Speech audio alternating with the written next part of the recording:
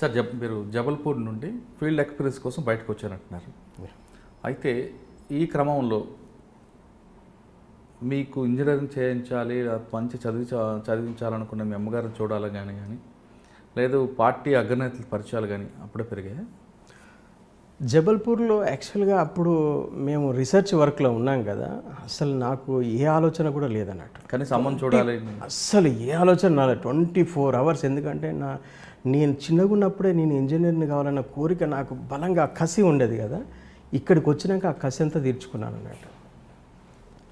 ప్రతి నిమిషము ప్రతి క్షణము నేను వెపన్స్ని ఎట్లా డెవలప్ చేయాలన్న ఆలోచనే నాకు ఉండేది తప్ప ఆ 4 years చాలా సీరియస్గా ఆలోచించేవాడిని. అంటే ఆ క్రమంలో మీకు సెంట్రల్ కమిటీ వాళ్ళు కానీ ఎవరైనా కనిపించేవారు? వాళ్ళ గైడెన్స్? నేను డైరెక్ట్గా వాళ్ళని కలిసేవాడిని కాదు, మాకు బాధ్యులు ఉంటారు, వాళ్ళు ఆ స్టెప్ వేరే ఉంటుంది. అది మా టెక్నికల్ యూనిట్ కాబట్టి మేము అక్కడ యూనిట్లో పనిచేసే వాళ్ళం ఎవరు వెళ్ళాం కాదు. మా యూనిట్కి ఇన్ఛార్జ్ ఉంటాడు, ఇతనే వెళ్ళేసి వాళ్ళని కలిసి డైరెక్షన్ తీసుకుని వచ్చేవాడు అన్నట్టు. అప్ టు డేట్ మాది రిపోర్ట్ వాళ్ళకి వెళ్తుంటే. అప్పుడులో పోలీసు ఇబ్బందులు లేవు అక్కడ జబల్పూర్లో? జబల్పూర్ లేదు, జబల్పూర్ ఓపెన్ ప్లేస్. అది ఓపెన్ ప్లేస్. తర్వాత మేము బయట అంత సొసైటీకి అర్థమయ్యేలాగా ఉండం కదా, అసలు మాది చాలా సీక్రెట్గా ఉంటుంది. నార్మల్ పీపుల్కి చూస్తే వీళ్ళు నార్మల్ ప్రజలేమో అనుకుంటారు తప్ప మేము ఇంత పెద్ద వ్యవస్థ నడబెట్టి నడిపిస్తున్నాం, ఇంత రీసెర్చ్ చేస్తున్నాం అనే విషయం ఎవరికి ఉండదు. అది ఓకే. మీకు ఫీల్డ్ ఎక్స్పీరియన్స్ కోసం ఎక్కడ పంపించారండి? అప్పుడు మేము ఒకటి ఏంటంటే ఇప్పటికి 4-5 years అవుతుంది ఇక్కడికి వచ్చేసి. తర్వాత అసలు ఫీల్డ్లో కూడా అప్పటికి రిపేరింగ్స్ చాలా వెపన్స్ రిపేర్స్ ఉన్నాయి, వాటిని కూడా చేసే అవసరం ఉందని చెప్పి అన్నారు అన్నట్టు. తర్వాత నేను కూడా అప్పటికి ఏమైపోయిందంటే ఈ రీసెర్చ్లో ఒక 5 years బాగా వర్క్ చేసిన తర్వాత అసలు ఫీల్డ్లో అప్పటికి చాలా ఎన్కౌంటర్స్ జరుగుతూ ఉన్నాయి. అసలు ఎన్కౌంటర్ జరుగుతున్నాయి, ఏంటిది అసలు ఫీల్డ్లో ఇంత ఎన్కౌంటర్ జరుగుతున్నాయి, ఏం జరుగుతుంది ఫీల్డ్లో, ఒకసారి వెళ్ళొస్తే బాగుంటుంది అన్న ఆలోచనతోని కమిటీకి ఇన్ఫామ్ చేయడం జరిగింది అన్నట్టు. సరే వాళ్ళు ఏం చేశారంటే సరే అందరికీ ఒకసారి ఏర్పాటు చేద్దామని చెప్పేసి ఒక్కొక్కరిని ఒక్కొక్క ప్రాంతానికి పంపాలనుకున్నారు. మా యూనిట్లో మొత్తం ఒక 5 members ఉంటే కొంతమందిని దండకారణ్యం పంపించారు, కొంతమంది ఏపీ పంపించారు, నన్ను ఇటు నల్లమలకు పంపించారు అన్నట్టు. నల్లమలకు నేను వచ్చిన తర్వాత నేను అనుకున్నది ఏంటంటే వచ్చేటప్పుడు అన్నట్టు మేము ఒక 5 years ఇక్కడ వెపన్స్తో బాగా రీసెర్చ్ వర్క్లో ఉన్నాం కదా, ఇప్పుడు కొంచెం రిలాక్స్, అసలు ఫీల్డ్లో ఎలా నడుస్తుంది, ఉద్యమం ఎలా నడుస్తుంది, ఆ ఉద్యమము అంటే ఇన్ని నష్టాలు జరుగుతున్నాయి కదా, ఏం చేస్తున్నారు, దీన్ని స్టడీ చేయాలనే ఉద్దేశం నుంచి నల్లమలకు వచ్చేసాను. మీరు జబల్పూర్ నుంచి నల్లమలకి ఎలాగొచ్చారు? బై ట్రైన్లో మేము అప్పుడు కర్నూలు దగ్గర మంత్రాలయం ఉండేది, జబల్పూర్ నుంచి డైరెక్ట్ ట్రైన్ ఉంది అక్కడికి. మంత్రాలయం వచ్చి మంత్రాలయంలో మాకు ఏపీటీ ఉంది, మంత్రాలయం నుంచి మహానందికి వచ్చాము, మహానంది నుంచి నల్లమల ఫారెస్ట్ కార్లో వెళ్ళిపోయాము. ఫస్ట్ టైం ఎక్కడ పోలీసు నిర్బంధం లేదు అంటే వేరే వాళ్ళకి ఎవరైనా ఉంటుందేమో కానీ మేము ఓపెన్గా పనిచేసే వాళ్ళం కదా, పెద్దగా మాకంతా ఉండేది ఏం కాదు. ఎందుకంటే పోలీసు వాళ్ళు ఉన్నా కూడా వాళ్ళ పక్కనే కూర్చొని ప్రయాణం చేస్తుంటాం, ఎందుకంటే మేము ఎక్కడ ఎక్స్పోజ్ పర్సన్స్ కాదు ఏం కాదు కాబట్టి నాకు పెద్దగా. అటువంటి ఘటన మీకు ఎదురైందా పోలీసులతో పాటు జర్నీ చేసేది? చాలాసార్లు. అసలు మేము ఎక్కడైనా ఇల్లు తీసుకుంటే ఫస్ట్ డిపార్ట్మెంట్ వాళ్ళు ఎవరున్నారో చూసుకొని వాళ్ళ పక్కనే తీసుకుంటామండి.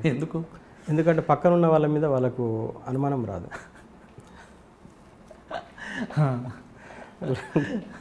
అంటే పోలీస్ కోర్ట్స్లో తీసుకున్నారు చాలా వరకు మా యూనిట్స్ కూడా. మేము దాని తర్వాత అక్కడి నుంచి నేను అసలు చాలా సందర్భాల్లో నేను అట్లా చేసేవాడిని అన్నట్టు. మీరు ఎక్కడ చూసుకున్నా కూడా మా యూనిట్స్ పోలీస్ స్టేషన్కి కొద్దిగా దగ్గరలోనో లేకుంటే 1 kilometer దూరంలోనో అట్లనే ఉంటాయి తప్ప. మేము జబల్పూర్లో మేము యూనిట్ పెట్టాము కదా, ఆ ఇంటి ఓనరు ఒక బంధువు సిఐ అన్నట్టు లోకల్, రెగ్యులర్గా ఆయన టీం తీసుకొని అక్కడికి వస్తుంటాడు అన్నట్టు. ఎస్కాట్ వెహికల్ వస్తుంటుంది అక్కడికి ఎప్పుడు. మా యూనిట్ ముందే ఉంటుంది అన్నట్టు, జస్ట్ ఒక 15-20 గజాల దూరంలో వాళ్ళ ఇల్లు. అతనిదే ఇల్లు మేము తీసుకున్నాము ఇక్కడ. వాళ్ళ బంధువు వాళ్ళ చిన్నమ్మ కొడుకు పెద్దమ్మ కొడుకు సిఐ అన్నట్టు. ఆయన రెగ్యులర్గా అడిగి వచ్చేవాడు అన్నట్టు. మేము కూడా వెళ్ళి ఆయనతో మాట్లాడేవాళ్ళం, మాట్లాడి అంతా చేసేవాళ్ళం. వాళ్ళకి పెద్దగా అనుమానం వచ్చేది కాదు, మేము కూడా ఇక్కడ అనుమానపడే విధంగా మేము ప్రవర్తించే వాళ్ళం కాదు. జబల్పూర్లో నల్లమలలో కూడా ఆ విధంగా పోలీసులతో స్నేహాలు ఉన్నాయా అప్పుడు? లేదు, అప్పటికి లేదు. నేను నల్లమలకి వచ్చిన తర్వాత అట్లే నేను లోపలికి వచ్చిన తర్వాత నేను ఇక్కడ ఉన్నటువంటి నల్లమల్ల అప్పుడు కృష్ణ అని ఉండేవాడు ఇన్ఛార్జ్. ఆయన కృష్ణపట్టి ఏరియాలో పుట్టి మునిగి చనిపోయాడు ఆయన అక్కడ ఇన్ఛార్జ్ ఉండి. ఆయన కృష్ణన్న కలిశాడు. కలిసిన తర్వాత నేను ఆయనకు చెప్పాను, అన్న నేను ఒక 5 years అంటే నేను బాగా రీసెర్చ్ వర్క్లో ఉన్నాం కాబట్టి ఫీల్డ్ గురించి మాకేం తెలియదు, నేను ఫీల్డ్ను అంటే కొద్దిగా అధ్యయనం చేయాలనుకుంటున్నాను, అసలు ఏం జరుగుతుంది ఏంటి మూవ్మెంట్ ఎలా అవుతుందని చేయాలనుకుంటున్నాను, నాకు ఏదైనా దళంలో పనిచేస్తాను నేను అని చెప్పారు అన్నట్టు. అప్పుడు టైగర్ ప్రాజెక్టు దళంలో నాకు ప్లేస్మెంట్ కల్పిస్తే నేను అక్కడికి వెళ్ళాను. అక్కడ చాలా గ్రామాలు తిరిగాము. తిరిగిన తర్వాత మాకు రీసెర్చ్ వర్క్లు ఎట్లా ఉంటుందంటే పైన చూడడం అనేది ఏముండదు. రీసెర్చ్ వర్క్ అంటే చాలా చిన్న చిన్న పాయింట్ని పట్టుకొని మేము అక్కడి నుంచి రీసెర్చ్ వర్క్ చేస్తాం కాబట్టి ఆ మైండే నాకు ఉంది కాబట్టి ఉద్యమంలో కూడా అసలు ఏం జరుగుతుంది గ్రౌండ్ వర్క్ నుంచి వెళ్ళాలనే ఉద్దేశం నుంచి గ్రామంలో ప్రతి చిన్న వ్యక్తిని కూడా కలిసి ఎక్కడైనా మేము ఆగిన దగ్గర ఎవరైనా కలిస్తే వాళ్ళతోనే నేను చాలా డిస్కస్ చేసేవాడిని అన్నట్టు. దళాలు రాకముందు మీ పరిస్థితి ఎట్లా ఉంది, దళాలు వచ్చిన తర్వాత ఎట్లా ఉంది, అసలు ఏమనుకుంటున్నారు మా గురించి, వీళ్ళు మా దళాలు వాళ్ళకు ఎటువంటి ఎడ్యుకేషన్ ఇస్తున్నాయి పొలిటికల్గా, ఇటువంటి వాటి మీద నేను చాలా అధ్యయనం చేశాను. ఈ క్రమంలో తర్వాత వెపన్స్ రిపేరింగు అవి ఇవి నల్లమలలో చుట్టూ ఉన్నటువంటి అన్ని జిల్లాలు, ఇటు మహబూబ్ నగర్, నల్గొండ, గుంటూరు, ప్రకాశం, మొత్తం మన కర్నూలు, ఈ చుట్టూ ఉన్నటువంటి అన్ని జిల్లాల నుంచి వెపన్స్ నల్లమలకు వచ్చేటి అన్నట్టు. అక్కడికి వస్తే అక్కడ వాళ్ళకు రిపేర్ చేసి పంపించడం. ఎక్కడ నల్లమలలో మీరు క్యాంప్ పెట్టారు? చాలా ప్రాంతాల్లో పెట్టాం మేము. జీబీఎం అని ఒక ప్రాంతం ఉంటుంది, బూరుగుండార్ అని ఒక ప్రాంతము, పాలుట్ల అని ఒక ఏరియా, చాలా ఏరియాలు ఉన్నాయి అక్కడ. మేము తిరగని ప్లేస్ అంటూ లేదు. ఎక్కడైనా ఒక 4 రోజులు క్యాంప్ వేసేసి అక్కడ ఉన్న వెపన్స్ మొత్తం రిపేర్ చేసి అక్కడ ఉండేవాళ్ళం. ఈ క్రమంలో మహేష్, మురళి వీళ్ళు చనిపోయారు. ఆ టైంలోనే 91లో అనుకుంటా వాళ్ళు చనిపోయింది. వాళ్ళు చనిపోయినప్పుడు అక్కడ నాయకత్వం ఎవరు లేరు. అప్పుడు గణపతి వచ్చాడు అక్కడికి. గణపతి నల్లమలకు వచ్చాడు అన్నట్టు. వస్తే గణపతి నేను ఫస్ట్ టైం చూడడం అక్కడనే. యాక్చువల్లీ గణపతిని పికప్ చేయడం కోసము ఒక టీమును అరేంజ్ చేశారు. ఆ టీంలో నన్ను పంపించారు. ఎందుకంటే రోడ్ పాయింట్న ఉండి పికప్ చేసుకొని రావాలన్నట్టు. అక్కడ ఉన్నటువంటి దళ సభ్యులు వాళ్ళందరూ కూడా ఎక్స్పోజ్ పర్సన్స్ కాబట్టి వాళ్ళు వెళ్ళలేరు. తర్వాత వచ్చేది ఎవరో కాదు, పార్టీ సెక్రటరీ వస్తున్నాడు కాబట్టి ముఖ్యమైన వాళ్ళని పంపాలని చెప్పేసి అప్పుడు కొద్దిగా పై క్యాడర్లు ఎవరైతే ఉన్నారో అటువంటి వాళ్ళలో చూశారు. నన్ను కూడా దాంట్లో పంపించారు. గణపతి వస్తున్నాడనే విషయం నాకు తెలియదు, కానీ ఒక ముఖ్యమైన వ్యక్తి వస్తున్నాడన్న, నువ్వు మాత్రమే వెళ్ళి కరెక్ట్గా తీసుకొని రాగలుగుతావు అంటే అప్పుడు నేను రోడ్ మీదకి వెళ్ళి దళాన్ని ఒక 5-6 కిలోమీటర్ల దూరంలో దళం ఆగుతుంది ఫారెస్ట్లో. నేను రోడ్ మీదకి వచ్చి టైంకి వెళ్ళేసి అక్కడ ఎక్కడండి ఆ పాయింట్? అది దోర్నాల దగ్గర అన్నాడు. దోర్నాలకును కుంట అని ఒక ప్రాంతం ఉంటుంది. ఈ రెండింటికి మధ్యలో ఒక పాయింట్ ఉంటుంది. అక్కడ నేను వెయిట్ చేయడం జరిగింది. అప్పుడు ఒక వెహికల్ వచ్చింది. ఆ వెహికల్లో నుంచి ఒక 2 వ్యక్తులు దిగారు. అందులో మామూలుగా చూస్తే అతను మామూలుగానే సింపుల్గా అనుకుంటాం. అట్లా వచ్చి దిగి మా కోడ్స్ ఉంటాయి కదా, మా కోడ్స్ ప్రకారంగానే వచ్చి రిసీవ్ చేసుకుని వాళ్ళు కూడా ఆ కోడ్ తీసుకొని వచ్చారు. నేను వెళ్ళి కోడ్ చూపించాను. ఒకరినొకరిని అంటే కన్ఫర్మ్ చేసుకున్న తర్వాతనే నేను రిసీవ్ చేసుకుని. అంటే అడగచ్చు అడగకూడదు కోడ్ లేని చెప్పొచ్చా?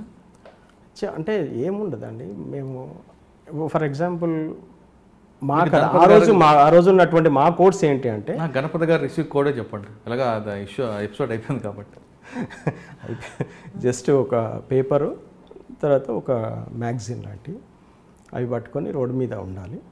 చేతిలో ఒక కర్ర ఉండాలి అంటే మామూలు జనరల్ రైతులాగా మేము ఉంటాం అన్నట్టు. ఇవి వాళ్ళకు సిగ్నల్స్ అన్నట్టు. పేపర్ మామూలుగా రైతులు ఏం పట్టుకోరు, మ్యాగజైన్స్ ఎవరు పట్టుకోరు. ఒక కర్ర అయితే మామూలుగా అందరూ పట్టుకుంటారు. అవి పట్టుకొని రోడ్డు మీద నిల్చున్నాము. అతను వేరొక వ్యక్తి వెహికల్ ఆగానే ఒక వ్యక్తి ఫస్ట్ వెహికల్ చూసుకుంటూ వెళ్ళింది, మళ్ళీ రివర్స్లో వచ్చేసి వాళ్ళు కన్ఫర్మ్ చేసుకొని మళ్ళీ వచ్చి దిగారు, వచ్చేసి కలిశారు అన్నట్టు. ఓకే, ఆ వ్యక్తి గణపతి గారు అని మీరు ఎలాగా గుర్తుపట్టాలి? మీకేం లేదు, గుర్తుపట్టలేదు. అప్పుడు దిగినప్పుడు 7:30, 8 అవుతుంది. కొంత అప్పుడు చీకటిగా ఉంది కాబట్టి ఎవరనేది నాకు తెలియదు. మామూలుగా లాల్చి పైజామా వేసుకున్నాడు, ఇంకో వ్యక్తి మామూలుగా ప్యాంట్ షర్ట్ ఉంది. ఇద్దరు కలిసి వచ్చారు, దిగారు. నేను వాళ్ళని పికప్ చేసుకొని వెళ్తున్నాను అన్నట్టు. వెళ్తుంటే క్రమంలో మేము ఎప్పుడు మాట్లాడడం ఉండదు అన్నట్టు. తర్వాత నా టీం వచ్చేసి పక్కన ఒక 20 మంది వెపన్స్తో వాళ్ళు ఉంటారు. ఒక 5 minutes డిస్టెన్స్లో ఉంటారు అన్నట్టు పొలాల్లో. వీళ్ళని పికప్ చేసుకొని రాగానే ఆ టీం కలిసింది. మొత్తము ఇక టీం తీసుకొని వెళ్ళిపోయాం అన్నట్టు. నడుచుకుంటే వెళ్ళిపోయి నల్లమల్ల ఫారెస్ట్లోకి వెళ్ళిన తర్వాత పోతున్న క్రమంలో నైట్ 3 hours కంటిన్యూగా వాకింగ్లో వెళ్ళాము. వెళ్ళిన తర్వాత అక్కడ ఒక దగ్గర ఆగామన్నట్టు. ఆగిన తర్వాత నేను పర్సనల్గా నాతో పాటు ఇంకొక 4 members అన్నట్టు ఈయనకు సెక్యూరిటీగా ఉండాలనేది ఫస్ట్ వచ్చిన వ్యక్తి చాలా ముఖ్యమైన వ్యక్తి అని చెప్పారు. ఆయనకు మీరు 5 మెంబర్స్ సెక్యూరిటీగా ఉండాలి, మిగతా వాళ్ళంతా కూడా దూరం ఉండి ఇచ్చేయాలని చెప్పి అన్నారు. అట్లనే ఉన్నాం అన్నట్టు. అయితే అప్పుడు మంచి వెన్నెల కాస్తుంది, ఒక దగ్గర నడిచి అలసిపోయి ఒక దగ్గర ఆగిపోయాము. అయితే గణపతి నా పక్కనే ఉన్నారు. ఆయన ఆ గణపతిని వెంటనే నేను పోల్చలేకపోయాను. ఆ వెన్నెల్లో కొద్దిగా బాగా మంచిని వెలుతురు ఉంది అన్నట్టు. ఆ వెలుతురులో చూస్తే అప్పుడు మీసాగిన ఏం లేవు, ఆయన మంచిగా బాగానే ఉన్నాడు. నాకు అనిపించిందండి, ఈ వ్యక్తిని ఎక్కడో చూశాను అని చెప్పి అనుకుంటున్నాను అన్నట్టు. తర్వాత వెంటనే ఆయన అప్పుడు ఉన్నటువంటి కొన్ని పాత ఇమేజెస్ అవన్నీ మైండ్లోకి వచ్చేసి, ఓహో ఈయన సోన్స్ పర్సన్ అయి ఉంటాడు అని చెప్పేసి నాకు నేనుగా ఊహించుకున్నాను తప్ప ఆయనను మీరు సోన్స్ అని చెప్పి నేను అడగలేదు అన్నట్టు. తర్వాత సెక్యూరిటీ వచ్చేసి మామూలుగా ఒక ఆటో వెపన్స్ సెక్యూరిటీ అనేది అంటే కొంచెం ఫైరింగ్ పవర్ కొంచెం ఎక్కువ ఉండే వెపన్స్ ఒక డీసీఎంఓ లేకుంటే ఒక రాష్ట్ర కమిటీ నాయకుడికి ఒక్కరిద్దరు ఉంటారు, అంతే ఎక్కువ ఉంటారు.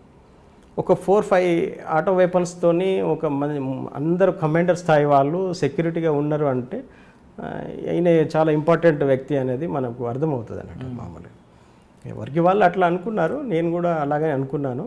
కాకపోతే నైట్ పూటనే నాకు అర్థమైపోయింది ఈయన ఎవరో కాదు, సో మా సెక్రటరీ అని చెప్పి అనుకుని అప్పుడు కొద్దిగా సీరియస్గానే ఉన్నాం. తెల్లవారులు పోతుంటే అర్థమైపోయింది అందరికీ. ఆయన కూడా చాలా ఫ్రీగా ఉంటాడు, బాగా చాలా ఫ్రీగా ఉంటాడు. ఒక 2 months మాతో ఉన్నాడు. ఆ టైంలో గణపతి గారితోనే నాకు చాలా మంచి క్లోజ్నెస్ ఏర్పడింది బాగా. నా గురించి ఆయనకు చాలా రిపోర్ట్ ఉంది అప్పటికి, ఎందుకంటే పార్టీలో రీసెర్చ్ వర్క్లో నేను చాలా సక్సెస్లు నేను సాధించాలనే విషయం ఆయనకు అర్థమైపోయి చాలా సందర్భంలో ఆయన నాతో మాట్లాడేవాడు. ఆ 1-2 నెలలు టైంలో మేము ఆయనతోనే కలిసి ఉన్నాం. ప్రతిసారి ఆయన ఒకటే విషయం చెప్పేవాడు అన్నట్టు, అన్న నువ్వు బాగా థింక్ చేస్తావు అనే విషయం మాకు తెలుసు, అది కొత్త విషయం గురించి ఆలోచించు అది అని చెప్పేసి ఒక టాస్క్ లాగా చెప్పేవాడు అన్నట్టు. అంటే ఏంటిది కొత్త విషయం ఏంటంటే అప్పుడు దానికోసం ఒక 2 గంటలు మొత్తం పార్టీ స్టోరీ అంతా చెప్పుకుంటూ వచ్చాడు అన్నట్టు. పార్టీ ఎట్లా పుట్టింది, ఎట్లా పెరిగింది, ఎట్లా అంటే మొత్తం వెపన్స్కి సంబంధించి అన్నట్టు, ఎట్లా ప్రాబ్లమ్స్ ఎదుర్కొంటూ వచ్చింది, ఈ రోజుకున్నటువంటి మన సమస్యలు ఏంటి, ఇవన్నిటి గురించి చెప్పుకుంటూ వచ్చాడు. ఈరోజు ఇన్ని ఎన్కౌంటర్స్ ఇవన్నీ జరుగుతున్నా అంటే పోలీస్తోని మనము ఫైరింగ్లో మనం ఎదుర్కోలేకపోతున్నాం. మనం చాలా నష్టాన్ని మనం చవిచూడాల్సి వస్తుంది.